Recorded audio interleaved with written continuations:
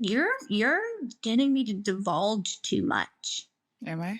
Yeah, because Well, I'm that's the point of this podcast, to pick your no, brain. but I keep catching myself because I'm like, if I tell the whole like, let me just read the book. Oh, What's up, everyone? Welcome to Get Vertical Real Talk. This is a Harley stunt riding podcast. Our goal with this show and company is to introduce you to the people and ideas that will actually help you level up your stunt riding game professionally. So today, I want to introduce you to Krista. She's the owner of Dela Crew. You've met her before on a podcast I've done before in the past, but this podcast specifically is about how to start your own merch company. And she wrote an ebook about it, and it lays everything out that you need to know how to start your company, just like step by step. It's written like a how-to book. So I really love it, and it's very digestible. It's not like a huge thick book or anything that you got to read for days. You can get it done in about 15-30 minutes. It's really, really well written. So she talks about all the things that are basically in the book, but more. Because I pick her brain. But I do highly recommend you picking up a copy of her ebook. I'll leave a link in the description below on how and where you can find it, because like I said, it's written like a how-to book, so you can literally like follow it step by step if you're starting from day one to like a successful business. And it goes through how to start it and how to figure out how to design it, where to go to get your designs, how to register your business, how to protect your designs, all the different things that you need to know, and a lot of things that you probably aren't even thinking about it. So she compiled all the things she learned in 5 years into this ebook, and it's all in one little nice little package for you guys. Speaking of clothing, we just dropped our merch line. This is the first time it's available online. We have kids collection, women's collection, men's hats, all the things. We have some stickers on there. Please check it out. I would love it, and it's a good way to support Get Vertical if you're into that thing, you know what I'm saying? Because we need all the support we can get, because doing this podcast is super expensive. But another way you guys can support us is by just liking and subscribing and commenting. All that is free, and it really helps get some heavy hitters on this podcast, which helps tremendously. So thank you guys for always listening and always supporting us and just being there for us, because without you guys, we would be literally nothing. So we love you guys. Thank you guys. Now introducing Krista from Dela Crew.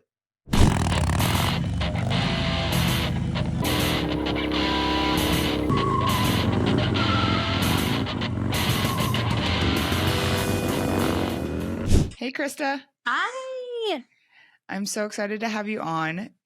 You just launched your first ebook on how to start your first merch company, and it's called The Merch Business Guide. It is. So can you tell me a little bit about your story with Dela Crew and how it got started and what possessed you to write this ebook? Yeah. So, Dela Crew was born as a lifestyle brand and apparel company, and like that's what I only thought it was going to be at the beginning. And it's quickly turned into like the first all-female Harley Davidson stunt team. And we are doing all kinds of cool things, traveling around, attending all the events all over North America.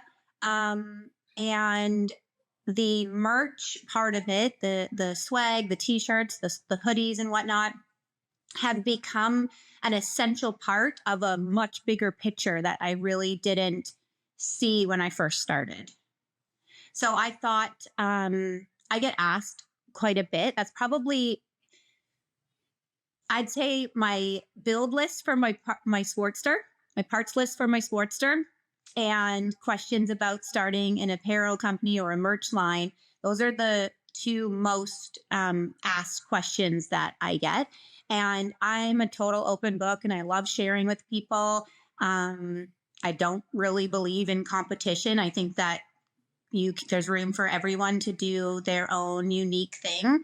And I do spend quite a bit of time kind of sharing and mentoring people. And I realized, like, if I just put it all in one place, I could just send them there, and it wouldn't have to be an ongoing regurgitation of the same information over and over and over. Yeah, because it's not something you can just explain in one sentence or Yep. in one message. or even in 1 hour. No, no. And your ebook is really written well, and it's written like a how-to book. So it's like from start to finish on what to do and all the steps you need to follow so that you can get it and it's easy to digest. It's not so much fluff that you're like, oh my gosh, I'm reading a whole freaking book. It's straight to the point and gives you the information you need and no bullshit. And So I love that about it. I just tried to type like I talk. Like I was not a publisher. There's nobody like checking my shit. Like I was just like, if I was talking to you, this is what I would be saying to you. Well, before we get into that part of it, tell me what year you started Della and about how long did you start seeing some real progression in it and what took that turn? Yeah. So the first clothing dropped September 2018. So it has been 5 years and a bit, 5.5 years. And it definitely took a while to get traction, like cultivating an audience and breeding like a brand message and kind of what you're about takes time. And so you have to do that and get going. And it took about a year, I would say, before I felt like we had something. And then after I started stunt riding and we started putting on stunt shows and whatnot, is when I feel like it really took off. Do you think it's because people wanted to identify with that lifestyle? Yeah, I mean, yeah, I do. I do think it's a piece of that.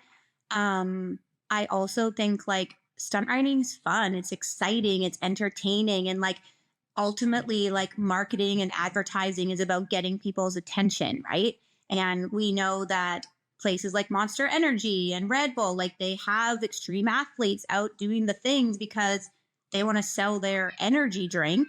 And it just ultimately excites people. They want to come watch. They want to watch the video. They want to see what is involved with this exciting piece of content or show. And then you inevitably are leading them to something. And in my case, it was more like it was just like it authentically happened. Like I didn't actually, it's not that I didn't know that Monster did that or whatever, but that wasn't really the goal. It just happened. And now in hindsight, when I like realize and look back, I'm like, oh yeah, that is when it took off. Like that's what captures people's attention, right? Yeah. Well, I noticed this like with you and other brands like Grip Street and just all the other stunt riding brands. They cultivate a brand around stunt riding because they're selling a lifestyle, not a clothing brand. Mm-hmm. So you see people doing rad shit in their clothes and you want a piece of it and you want to be a part of it. So you want to wear it representing that, hey, I'm a part of this culture. Totally. And like community, like that's the Mm-hmm. that like everybody just like you find your people. And if if somebody's having a good time and you think it looks like a good time and either it's something that you do or you want to do or you find entertaining, then you're like, yo, like I want to be a part of that. Like that looks like fun. Yeah. So this part that of what we're talking about is basically branding. Good. And that's actually a more advanced topic for beginners, which is something that you kind of nail in your ebook really well. And it's very digestible the way you lay out in your ebook and progress into it. So maybe we should dial it back a little bit. You start with your ebook with being true to yourself. So can you explain a little bit about why you started your ebook with that when you're talking about creating a clothing brand? Why is that important? Yeah. For me, that is the most important thing. So I think that people can smell a phony a mile away. And when we're talking about like community and people getting connected like emotionally with a brand or a lifestyle or wanting to be like a part of something, um, if you're faking that something, then it's not going to translate. So if you are a baseball fanatic and you make a baseball line of merch, then it, inevitably will do well. You know it, you breathe it, you live it. You will organically come up with ideas for it. You are inserted in that lifestyle. If you're a baseball fanatic and you want to make a motorcycle clothing brand, I mean, you could fake it for a while, but it's never going to translate properly. And it's definitely not going to have any lifespan to it. So, yeah, I think just like being true to yourself and like this kind of business, like you have to keep coming up with the new ideas and the new things. And it can be hard even when it is organically your lifestyle. And so I can't imagine having to like brainstorm designs or sayings or an idea or a piece of content or an event when it's not organic for you, when you're trying, you're like, what would they like? What would that community like that would be impossible. Yeah, well, and actually when you search on YouTube how to start like a clothing or a clothing brand, it'll say a lot of things like research, do market research and find something that makes a lot of money. Let's say golf products make a ton of money. So they'll Yeah. say something like, okay, products, now you just open a shop and you drop ship everything. You do a little bit of market research in the golf niche and then post what's popular in that niche onto your website, and you're making money the next day for free, no Right. inventory and all this. And of course, my brain, I'm like, that's actually a good idea. And then I thought about it. I'm like, I know jack shit about golfing. I know nothing about like, I wouldn't even know. That would take a lot of years to market research something like that to actually get in the brain of a golfer, Right. So like, I'm like, okay. And not only that, I would quickly lose interest in that. And I'm sorry, but like I don't really know golfers and I'm not a part of any other community, but like I know in our community, you don't just insert yourself with your team of fucking marketing people that are going to, do the things and we are selling the like our community would be like, you know, we see you. We smell you from a mile away and you do not belong here. Hey, what's up, guys? I hope you're enjoying the episode. Real quick plug, I want to invite you guys to our online wheelie coaching course. This is exclusively made for Harley riders. We created a 3-stage progression method that is guaranteed to teach you how to wheelie. This is for day one learning riders. It's broken down from day one all the way to balance point. With this course, you get our exclusive members only Get Vertical app that makes it easier to access while you're at the lot practicing. You also get to join our Facebook community where we have a group experts in there all ready to help and other Harley stunt riders learning from each other. You'll also get invited with online group coaching with Bruce and I, where you can ask us direct questions about your progress and any struggles you're having. You can sign up at getverticalcoaching.com. Link will be in the description. Anyways, back to the show. Oh yeah, that's one thing about the motorcycle community. They don't like people monetizing off motorcycle riders if you're not actually really one. Yes. Yes. So I agree with you on that one. So what is the first steps to starting? Like, where do you start? Okay, so you have this idea. You're like, okay, maybe a merch. I think merch company is a good starting point because it's easy and it's I wouldn't say easy.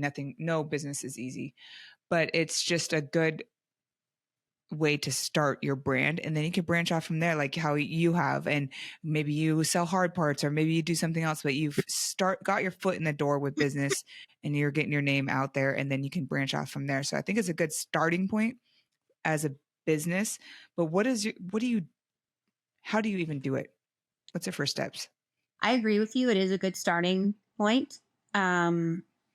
It's relatively easy, like you're talking about. Of course, no business is easy, but you're not creating a hard part from scratch. Like you can buy a blank t-shirt and you can put a design on it. So you can start with little to no information. And yeah, I think it is a great starting point. I also think, though, it's worth mentioning that it's a great way to like diversify your income a little bit. So if you do have something already going on and you decide to add merch to your already existing business, it's a great way to have another revenue stream. Or just a way for people to support you without, for instance, us, we have the wheelie course, but now we're trying to drop some merch just to have something for people to be able to support us with. Yeah, totally. And they wear that proudly and it's out and about. And inevitably people are like, what's that? What's Get Vertical? It's a cool design. You're like, oh yeah, like I got this tee, but it's actually an online wheelie course. So yeah, it's merch, it's advertising, it's a different revenue stream. And ultimately like brand awareness, right? Yeah, because people are walking billboards. Yeah. And people don't even notice that you're selling to them by having people wear their shirts. I know a lot of people that just like, I don't know where they get the funds, to be honest, but just pass out shirts for free. Right. Yeah. Just to get their brand everywhere. I'm like, that's expensive, man. I don't even know how they afford that. Right. But I guess if you have the budget, you have the budget. Yeah. Okay. So you talk about the first steps in your ebook. What are the first steps? Do you want to talk about it or do you want people to download it? Bye. No. Yeah. I mean, I think the first step is just identifying what your category is and what your brand vibe would be and like your brand name, right? Like you got to start with the basics. Like, what is this called? What is it about? What's the feel? Is this like a all black spiders all over it, dark, moody brand? Or are you selling pink t-shirts with embedded sparkles and it's all about being girly? Or like, like you've got a feel, you've got a vibe, you've got an idea. I think no, not all of us have an idea. So can you explain? I know. So can you explain to me a couple different brands that we might know of? Like, let's say you, Grip Street, even like Sporty Mob, those similar types of branding and how they're different. Like when you look at Della, what was your thoughts on your brand vibe? What were you going for? Right. Okay. So when I think of Della, the brand vibe, what am I going for? I'm definitely targeting mostly women. And that would be different than Grip Street and Sporty Mob or Vanishing Ones, right? Their target market is going to be mostly men. And there is definitely a portion of women that buy and support those brands and vice versa. There's a piece of men that buy and support Della. But my target market is women. And I knew what I didn't want at first. So why I started it was because I was going into stores and looking for merch and I wasn't finding anything that I wanted to wear. So I knew I didn't want like ultra revealing clothes. And I knew that I didn't want kind of rhinestones and tassels and sort of that like 80s sort of biker, 70s biker look. Like those girls look great, but that just is not what I would go to, what I gravitate to. And yeah, I think I just like started there knowing what there was a hole in the market that I felt like I could fill with authentically with like clothes that I would be interested in wearing. So it goes back to being true to yourself. Okay. You're making clothes that you want to wear.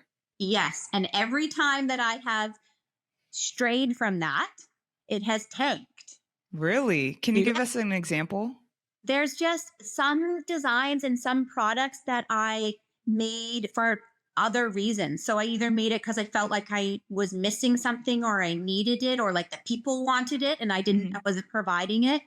or I was creating something thinking to myself, like, what will sell? Like, what will I sell the most of? What would people buy?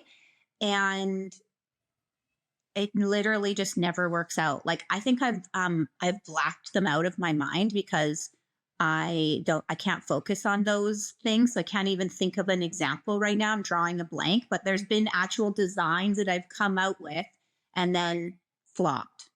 Wow. And if I go with my gut, what I want, what I like, what I genuinely am excited about, what I can't wait to get to put on, then it's always done really well. And even in the face of showing my inner circle, hey, I'm making this. Hey, I like, what do you think? I don't know. Like, I don't really love it. And then I'm like, oh shit, like this is ordered. Like they hate it. I love it. And it is on the fucking way. No. Um, Shit. and then it turns out and everybody buys it and they love it. And even my inner circle that was like not too sure, they have all got it on and they're like, oh, you were right. And I'm just like, okay, so Really? yeah. So my experience has taught me just to like hardcore dive into what I like, what I naturally am drawn to, and don't get sidelined by other ideas or reasons, you know? So with that being said, you asking advice to your inner circle and them maybe not seeing your vision or not vibing with the same ideas as you. Have you ever encountered doubt in yourself because of the people around you didn't believe in what you were wanting to build? Or I don't need the people around me to invoke my self doubt. I do a very good job of that on my own. touche? I absolutely have self doubt. I often feel like imposter syndrome takes a hold at certain times in in my journey. I mean, don't we all? Like, if you like, yeah, I'm not always confident. I'm not always sure, and I think that's totally normal and part of the human experience. Ultimately, I've learned, like, actually yesterday, one of my really good friends sent me this um, reel or meme, actually, and it was like, if you're anxious or you're worried or you're this, that, and the other thing about what people think and blah, blah, blah. Like ultimately it's fear. Like everything boils down to fear. And so like I'm just like reminding myself, like, what's the worst case scenario? Like that's what I ask myself. Like, what's the worst case scenario? Like they don't like this product, or Della is not a thing anymore, or whatever. And when I think about all the worst case scenarios, there's nothing to worry about. Like it's not the end of the world. So we're not saving lives here. We're creating t-shirts And it's for fun. and it's for fun and it's Yeah. fun. So I yeah, love that. letting it go a little bit and not trying to be not being so controlling, I guess is the word. Yeah. That's hard because you almost have to fail in front of people. So to not care is going against human instinct, because getting discarded from your tribe is not easy. And that meant death back in the day Yeah. when we were cavemen. Right. So it literally goes against human instinct. I think like I have gotten to a place now where I feel like the community and the people that support me and support Della, and whether those are like my actual like family or people that knew me way before any of this or people I've met along the way, like I feel so supported that like it would be okay to have a slip up. Like if I tripped, stumbled or fell, I don't feel like it would be the end of everything. I think people would rally around me and support me. And I know certainly that I would do that to other people that I've gotten close with. And yeah, like I think I'm not afraid to fail. I'm not afraid. And I have. I have failed, and and it might not have been incredibly public, but there people know, and there is shit that has gone sideways. Um, and people have forgiven me, and we've moved on. But ultimately, like if you're gonna try 10,000 times, you're gonna fail some of those. The only way to not fail is to not try. And I'm never gonna be that person. I love that. You know what really fucking blows? This LEXIN P5 Advanced Smart Tire Pump. It blows up to 150 PSI. So when you guys see me giving you free smoke all day, it's because I got my LEXIN P5 with me and I'm able to change my tire anywhere I go. It's super compact and it could fit in your backpack or your saddlebags, and it also doubles as a phone charger. It's super fancy, comes with a digital adjustable setting that you just set and go. So loosen the pressure and get yourself a LEXIN P5. And you can use my discount code GETVERTICAL for 15% off lexin-moto.com. So you mentioned the community supporting you if you did fail, but one thing you didn't talk about this in the ebook, but I notice about you is that you're extremely good at supporting others in the community with their business ventures or just in general as a personal influencer or just in general. You're just always commenting, always sharing, always liking. How has that helped your business? I think that it probably has helped my business, but ultimately, like, that's just authentic. Like, it feels good when people do that for me, and I want to return the favor. And it has allowed me to, like, make real friendships, particularly on social media. And I now have people who I love and care about, and they're my friends, you included. um, because it started out like that, and it's like a give and take relationship, and it certainly isn't all about me. Like, other people's goals and dreams and wishes are equally as important as mine, and I know that everyone has self-doubt and everyone needs encouragement along the way. So it was shown to me when I started. There's a handful of brands who reached out and were like, hey, like, I see you just started this 3 months ago. I've got 300 followers, like, it's like I'm brand new, and they're like, you got this, like, keep going, this is really cool, like, I like what you're doing. And it mattered to me a lot. And it would change that day's self-doubt. Like, that day I would feel like, okay, like, I can do this. It was just that little nudge, and the Vanishing Ones, and Nick Dean is one of those, and Odin Manufacturing, Jeff and Ryan. There's another one. There's way more, but every time I get on a podcast, I forget everybody that I know. Where am I? Yeah, I know. Where am I? Where am I? Yeah. Well, that's amazing. I love you for being that authentic person, and you are the nicest bitch I know. I love me. Okay, going back to your first steps that you mentioned in your ebook.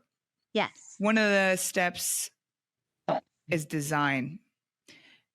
And I think you mentioned somewhere in here, and maybe I'm going off course. Correct me if I'm wrong. You say, like, kind of look up different things that you enjoy and like looking at, get some inspiration from others, but don't copy. Yeah, dude.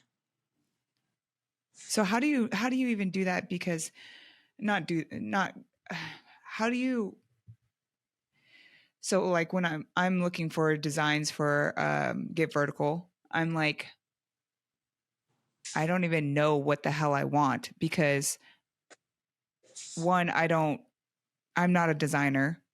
Two, I'm not super trendy like you. Like, you're gifted, girl, but some of us aren't. So, like, how do I coach me? Coach you on design. Yeah, like, what do I do? Do I just go on Pinterest and Pinterest a bunch of different things, from artwork to decor to, like, not just shirts? Like, Right. what does that process even look like? Because I have no idea what I'm doing. I have definitely pulled inspiration from Pinterest or online or in person. And I almost like kind of take it in all the time. Like I'm constantly sort of paying attention to things that I like. And like I have like there one time there was a picture of this sock and it had a color scheme on it, which was yellowy, kind of burnt yellow gold, and this turquoisey blue and black and white. And it was on this sock that I saw in the mall. And I was like, wow, that color combination is like super sick. Like I just loved it. And I just took a picture of it and like saved it in a album in my phone just as a color combination I liked. And months later, I came out with this design called Get a Grip. And I ran a version of it in those colors and it did super well and it looked great. And I don't think I would have come up with that color combo had I not seen that little sock at one point. So I think like it doesn't have to be another piece of clothing or another graphic tee. It's just like, hey, I like that color combination. Hey, I like that imagery. That the cut of this shirt that this person's wearing is really cool. And or like, yeah, even house decor. Like it's just things that you like and start collecting them because it's so funny. We like forget like you when it's time to make a design or pick colors, it's like you just know nothing. You just forget. Yeah. But if you have a reference album or a set of material that you've cultivated and you can go through it and be like, and you love it all and you were drawn to it for some reason, it's like, oh, that color scheme would be cool. Let's try this. Let's see what that looks like. I find that that's what helps me. And sometimes like I'll find a shirt or something like that that I like. And it will almost it'll create an idea. Like it will inspire me, but I certainly change it and it becomes my own, or I, have my own thoughts around it, but there'll be pieces of it that I will take or it'll start something. Um yeah, but the copying, like there's been some shit that I've seen and I have, like we talked about, I do support other people and I think it's great when you start something, and there's been brands that have popped up that I've gone to offer support and do some social media likes and sharing and commenting, and I'll go to their website and have a look and try to just share to my story, whatever. And upon getting there, I'm realizing that they've ripped off a design of mine or of another brand that I know well, that I know the owner of. And I'm like, you stole that from this XYZ brand. And one time they even stole their photos off of their website. So it was there. Oh It was, my gosh. yes. And I was like, this is blatant. Like, bro. So How do you protect yourself from that as a business owner? Is there a way? yeah, you definitely can trademark your things. And I highly recommend it. And it is a process, and I do talk about it in the ebook, but there's snakes out there, man. So what do you got to do to get better than them? Well, there's this saying that I can't remember right now. So it's zero help. But it goes a little something.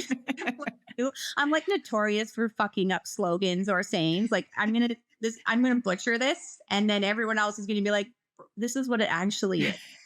But like if someone's copying you, well, first of all, this thing I know, but it's obviously the sincerest form of flattering. So just take that to heart. But secondly, they're behind you. Mm-hmm. If they're copying you, they're behind you. You're leading the way. And I never stick around for long. I'm coming up with the next thing and moving along. And so if they want to chase around behind you, then, I mean, do you even care? Sometimes I don't. Most of the time I've let it go. If somebody did it more than once or it became a thing, Stalkery. Yeah, then I'd probably do something about it. Get myself a plane ticket. I mean, Fair enough. Fair enough. Let's see. So you do go into depth more about like the business side of things as far as registering your business name, yada yada, tax advice, but it's very, just for the listeners, it's very straight to the point. It's not like drawn out like a lot of books. no, just pointing in the right direction. And I do talk to Canadians and the States. Like I'm not, we're doing both countries in this ebook because I love y'all equally. Yeah, you're good about that, and you have links in here, and it makes it really easy to follow. So let me see. Oh, one thing I wanted to talk about regarding designs is you said something that hit home to me and struck a nerve. I already know what this is. I want to find it, the exact part. I might not be able to find it. Oh, yeah. Can I read it straight off? Yeah, no, read it. Read it. Okay. Copyright. It says, brainstorm things that only people in your niche would get. Everyone loves inside jokes, common phrases, and community, blah, blah, blah. And then it says, not everything has to be so literal. Caveman voice, motorcycle brand, me have motorcycle on t-shirt. That's my caveman voice. So why do I feel like I need a motorcycle on every damn t-shirt? You're taking that very personal, aren't you? Yes. Yeah. Because the only two designs I have motorcycles on it. And I'm like, I need me need motorcycle. Like, I feel like it has to have a damn wheelie on there. Right. I mean, sure. Like it. I know you're right, but like, how do you like? I love your designs, first of all. So let's just get that out onto the table. Thanks. Yeah, I think that it is very literal. So almost like going back to what we were talking about how like someone that's not in our niche could start a brand in our niche. What would they put on a shirt? A motorcycle. A motorcycle. Oh my gosh, you're so right. And that's cool. It's cool. And I have designs with motorcycles, but what else do we know? Right? Like, and for example, I had this really cool shirt that went over really well. And it was called the Pay to Play. And, you know, when people crash and get hurt on their bikes, that's kind of a saying, right? Like you got to pay to play. Like it is what it is. Like you bike gets fucked up, your body gets fucked up. End of story. And I actually ended up putting this like retro arcade game on the t-shirt. And it was like, you know, the claw that goes down and you picked up the stuffed animals, except it was a bunch of skulls inside of the crane game. And it was funny and people loved it. And I almost put a little coin on it that was getting put into the slot that had a foot. But then I was like, too far, man, too far. In hindsight, probably should have done it. But, you know, like, yeah, I just think like if you ride, you know that saying, that shirt had a little bit of humor. It was funny and it made sense and it went over really well. And I think that when you're inserted in a community, you can branch off into different pieces of it and different parts of the culture. And it will go over because it's, everybody loves an inside joke or inside, you know, like insider info. And I just think it like gives you diversity. Like, do you really want 7 t-shirts with a motorcycle on the front? No, and not 7 t-shirts of Bruce. Right. We've all had enough of Bruce. Yeah, I love him, and he's like the sexiest guy in the scene. But we're coming up with this is a problem. We need more shirt designs. We're not a creative like you, and so we don't sit here and think. And it's not our main business model either. So it's like we're not sitting around thinking about it all day, and we're like, oh fuck. Finally, our design is available to make a design. What do we do? Me want motorcycle. Motorcycle. Yeah. Really? We're like, who? Bruce. And I'm like, wait, we already have a shirt of Bruce. Like, we can't keep putting Bruce on the fucking shirt. You're right. So the next guy that wants to be sponsored and wants a shirt of yourself, holla at me. Taking applications. We'll take applications. If you want to be a Get Vertical sponsored writer, we'll put your ass on a shirt. There you go. We got Sammy Stunts on the shirt, so check out our merch line. WWW. Yep. Anyways, so for those of like with brands like ours that aren't necessarily like creatives and sitting around and thinking about it all day, like, how do we approach the designer? Can they just make it up for us? Because we're not the professionals. Right. Nor is it our main business model. Right. I definitely give some links and some tips and tricks in the book to help with that. There's various places online that you can go to. And yes, you can hire people to come up with the ideas for you or to build off of, you've got sort of a ground entry level idea. What your brand is about and so on, and let them kind of go from there.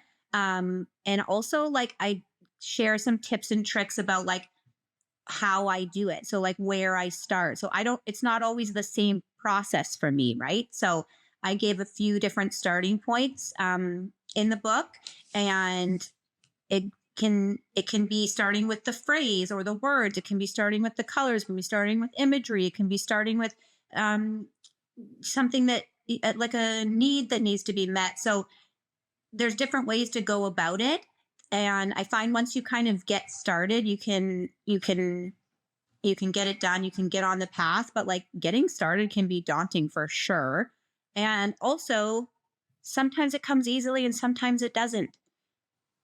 So when it's coming easily, or when you have the capacity to design or think about things like that, again, you need to write them down, keep a folder or a album in your phone or a freaking notebook, whatever works for you, so that Pinterest, yes, Pinterest board. You can save even on Instagram. You can have saved likes, favorites, and collect all that stuff so that when it is time to design something and you're under a crunch and you don't have the perfect idea, you've got all of these cultivated sources and sparks that did something for you at some point along the way. And you're not just starting from scratch. You're not just left there sitting trying to come up with something randomly on the spot, because as soon as you add pressure to it, then it doesn't work. No, it doesn't. Okay, I seriously cannot be the only one that does not trust insurance companies. Don't you feel like they never pay you what you deserve for your accident? That's why I always call Law Tigers. They're specialized motorcycle attorneys. Yes, there's a difference between motorcycles and cars. That's why you need to call Law Tigers, because they are the experts and you are not. And what's dope about them is you don't have to pay anything out of pocket. It comes out of your settlement. So if they don't get you paid, then they don't get paid. And the best part is once you call them, they take care of everything for you. You don't have to think about it at all until you're signing the paperwork saying case closed. Don't let these insurance companies screw you over. Call Law Tigers and tell them that Drea sent you. If you're local to Arizona, call my boy Jay. I'll leave his info in the description below. And do you stick with the same designer for yours? Yeah. So that the brand, oh really? So how does your branding all match or look the same? Because I went with two different designers and I'm like, okay, these look totally different. Like they're good, but they look just like different styles. Right. To me anyways. Maybe no one else notices. What are your thoughts on that? Yeah, I mean, I design some of my own stuff. Like I draw some of my own stuff. Actually, I think we need to add a little asterisk in here. Sometimes I send really shitty drawings to Jesse Ryan, And I'm like, this is my idea. And he's like, for the love of God, this is so bad. And he zooms in and sends me back screenshots of like the horrible parts. And I'm like, will you redo this?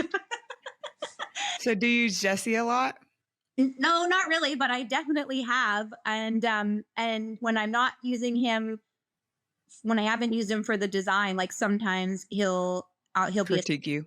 right? Like he's kicking around here a lot. So I'll be like, hey, this is what I'm coming up with. Like, what do you think? So, yeah, he's certainly around and influenced some of the designs and drawn some of them. I've hired people off of various places. I've drawn some myself. I have some other friends that are kicking around. You're getting me to divulge too much. Am I? Yeah, because Well, I'm that's the point of this podcast, to pick your brain. But I keep catching myself because I'm like, if I tell the whole, like, let me just read the book. Oh, No, but you still have skipped over a lot of stuff that they need to see. I know. It's actually easier to digest on the thing than on the podcast, in my opinion. No, you're totally right. And I'm just playing with you anyways. But I forgot where we were at. How do you keep it all congruent? How do you keep it? Oh, yeah. You keep it congruent because it's you and you're being true to you, and you change the design and you respond to the designer until it's right, because it's you and it's your brand and you go with what you like. You don't just take what they send you and be like, perfect, send it. Oh my God, that's me. Because I am not a creative like you. Right. That's why. I that's why I'm not a shirt company. And going back to that, I would like to bring up the next topic that struck a nerve for me. Okay. And your print on demand. Okay, so explain the difference for people, because let me see. There's screen printing. There's a couple of different choices here. Can you explain? There's like a few different options. Yeah. Can you explain what they are and the difference, and then we'll branch off from my critique, my complaints from there. My complaint? No, I don't. It's not a complaint. It's just formal complaint. I just want to talk about it. So print on demand has its place. Right? Explain what that is. I mean, I don't know. I'll explain it. Okay, so what print on demand is? Yeah. I thought you meant explain the place that it has. Print on demand is you don't hold any stock. You do not print the shirts. You have your website set up. Somebody orders it. It automatically sends the order to the print on demand place, and they create the shirt. So they print it and they ship it out for you, and the person receives their order. So they make it each time that it's ordered. You are not holding any stock. You are not doing any shipping, and you are not putting any money out ahead of time. So you get a cut, you get the profit, and the cost goes to the print on demand center from the order, and voila. So we decided to go that route only because our business model isn't revolving around a merch shop. Right. So to have a bunch of inventory just stacked up, sitting money, is just not something that I care to do. No. So to be able to have something for people that just purchase and rock our shirts, we don't really care about profit. It's just there, and to be able to have kid sizes and all the different sizes, things like that.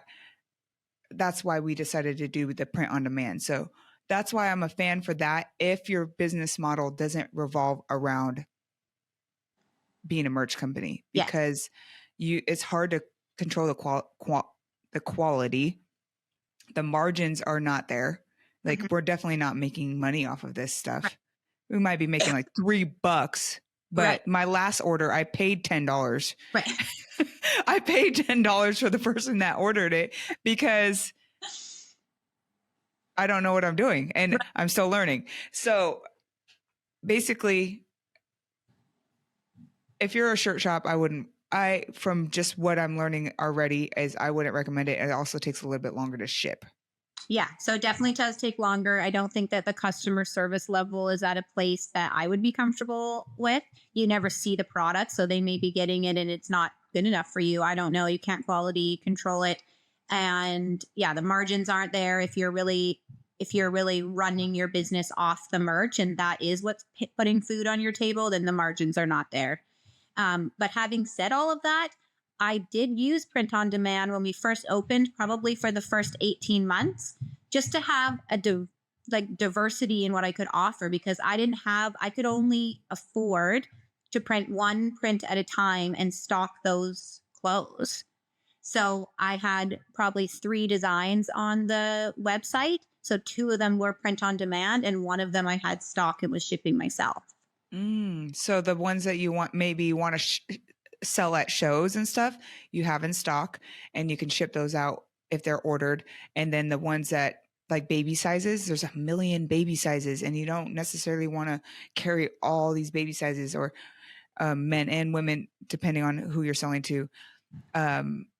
So you can put that as your drop ship clothing and then your main merch have an inventory of. Yeah. And even garments too. Like if you want to stock t-shirts, cool. You're only investing X amount of dollars per item. If you want to stock hoodies, you're taking out a loan. Like it's like And hoodie, hats. it's not cheap. So if you wanted to hold stock of the t-shirts and then use drop shipping for the hoodies or hats or more expensive items, so you definitely can like use it to like leverage the business, but it's not a long-term plan for sure. Yeah, excuse me, I could totally see what you're saying. So can you explain to me when I was like looking at all these drop ship companies and whatnot, they brought up DTG, direct to garment printing, and then there was one more. But Yeah. I don't know if I see it on your ebook. What is DTG? Yeah, so versus screen printing. Direct to garment printing is literally they put it through a printer of sorts, and they it kind of feels like plastic, sort of like and I'm having a hard time describing it, but it like coats the whole garment, and it feels plasticky and solid. Like there's no breathability through the part where it's printed. So like when you put it on, um, yeah, it can be a little suffocating. And I find that it doesn't last very long. It's certainly not as durable as screen printing. Okay, so explain screen printing. Screen printing is a heat cured ink, and they do a color at a time, and they squish it into the shirt. It really gets inserted into the fabric. Super durable, cured with heat, and then you're on there, and much of the design can be left open. Like you wouldn't have to print the black on a black shirt or print a white on a white shirt. Like there's holes and it's airiness, and so when you're wearing it, it doesn't have that like kind of like sweaty sort of plasticky feel. And that matters, especially when you have boobs, because it stretches. If you don't have the air, like yours, I'm wearing yours printed. It's not printed right here, is what she's saying. Yes, it's printed only on the. It's like a transparent background. Yes, that's a good way to explain it to the people that are just listening. Yes, but if you have boobs, if it was a sticker, yes, it would stretch and be weird. Yes, displaced and weird looking. Yes, and the guys always complain when it's direct to garment and it's on the back, their whole back. Oh, it's hot. Hiding, and they're so hot and they're sweating and they're like, oh my God. And it's like the shirt's like stuck to their back. They're like, this is terrible. I hate this. So my question to you is, what setup do you have? You work from home, right? Your whole setup is at home. Yeah. Your whole business is at home. What setup do you have And how much did it cost to get started with all that? Right. Roughly So I don't Canadian. like I outsource the printing. I don't print the shirts. Oh, you don't? No. Mm-mm. Okay. So I hire a printer to print the shirts. I run my business from my office, which I am sitting in right now. And then I have a storeroom / warehouse where I stock all of the products and do all the shipping from. So you pick out what shirts you want on it, and then you give it to your printer, right? Yeah. And you buy wholesale. That's in the book. Oh, is that in the book? I didn't read that part. I can't figure out the wholesale selling part. I don't understand. I'll help you. Okay. Yeah, I need help because I don't understand that part, because every time I look YouTube how to buy wholesale, it talks about Amazon wholesaling, Amazon wholesale seller or eBay. Yes. There's nothing about it. It took me so long to figure all of this out. And like, I didn't have someone to guide me in detail like that. And I knew nothing about making clothes. So like I bought the blank garments through the printer for so long, and they have a business, and bless them, and I love them, and that they did their job, no hate, but they upcharge you because that's their business. They have to charge you more for the garments than they're paying, so they can make money on that, and they can make money on the printing. And all of those tricks are in the book because I don't want, like, there's so much money to be saved and so many things that I learned in over 1, 2, even 3 years. And I was like, damn, like, shoulda, coulda, woulda, So Yeah.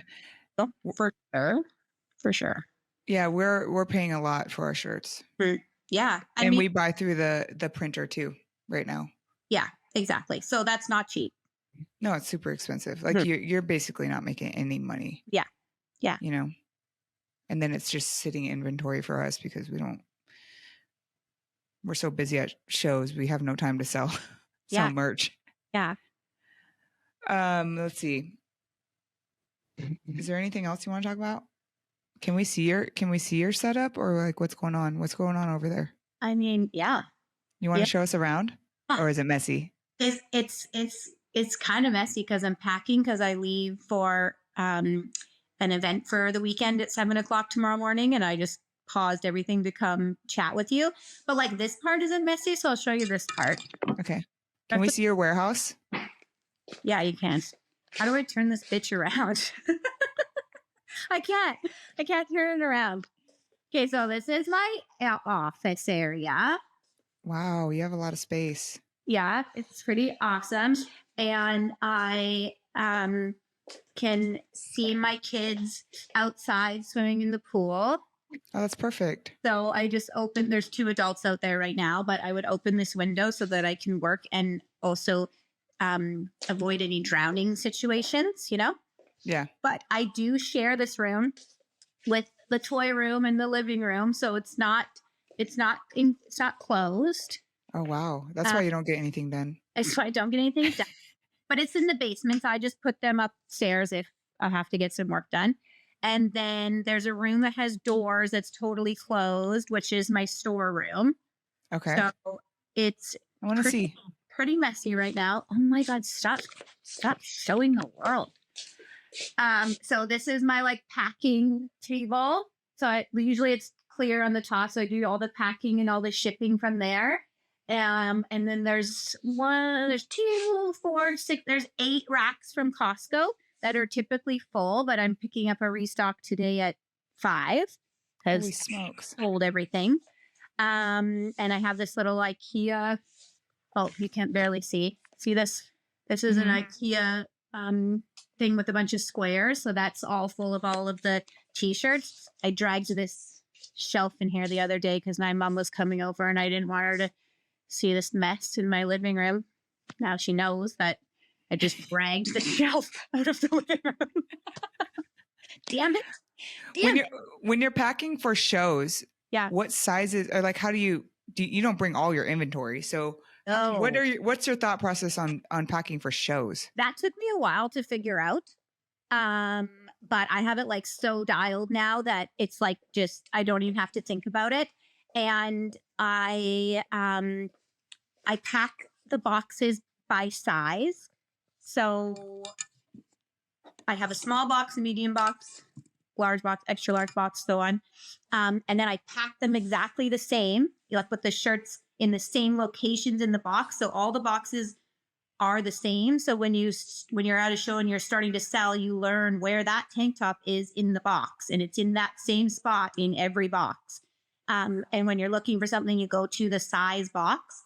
So, and then I print out an inventory for that event so that you can actually reference it. So that when someone's like, hey, can I have a medium in this? Then we look at the sheet to make sure that we have it. And as we sell the things, we cross them out. So, say I brought 10 mediums of something, we'd be crossing it out. There's only 9. Now there's only 8. Now there's only 7. So that we're not Mm, digging through the boxes, like trying to find people's shit. Like we just get to be, wasting time. we're sold out of that size. Yeah.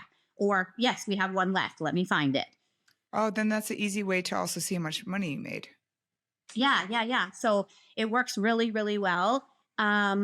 And I, yeah, I know. I think it would be different for every like brand, like how sizes that you would sell the most of and whatnot. But you do learn that pretty quickly. And I certainly bring a lot more mediums and larges than I do any other size because those are the ones that go the fastest for me.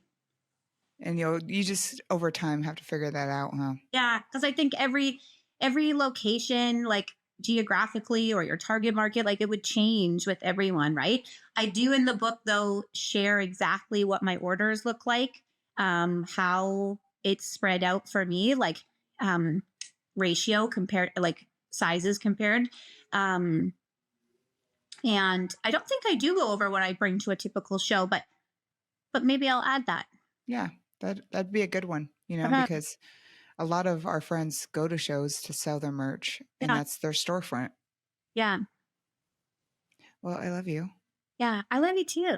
I'm so proud of you. I really miss you. I know I miss you more. Mm-hmm. I want For you to move. to Arizona. I know.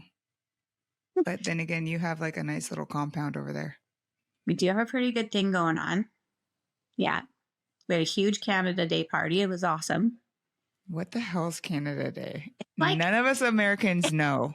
it's like Independence Day, but not as cool. I know. You guys are weird. You guys like to piggyback off everything we're doing. It's always like a few days later, too, like Boxing Day. What the hell's Boxing Day? Please explain. You don't have Boxing Day? No. Isn't Wait. that Christmas Yeah, no. or It's Thanksgiving? hey, Oh, it's Black Friday well, for it's us.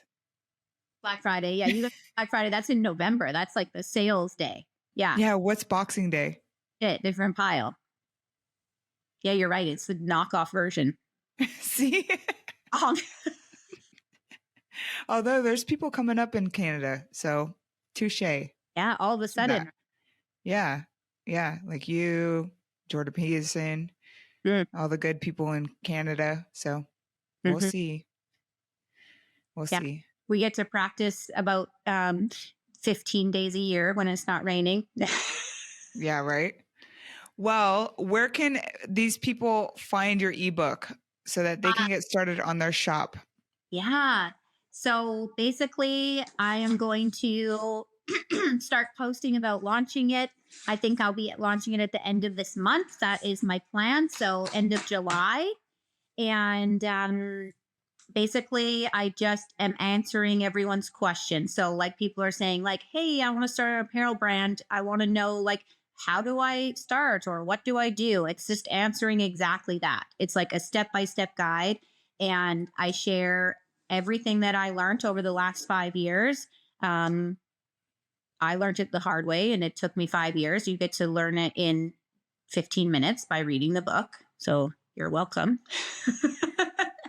And yeah, I'm just hoping to like help people start something and get going, because it can be really daunting, like the beginning of it. And sometimes I even think to myself, like, had I known, like, would I do it again? Like I just jumped in. I was at a place in my life where I was feeling like really confident, and I just jumped in. But like, would I do it again? Like, maybe not. Like, maybe you do need a little bit more information and a little bit more help. And with the ebook too, you can also connect with me to chat. So if you like have any questions, I can like help you out on a video call like this. And yeah, let's get you started.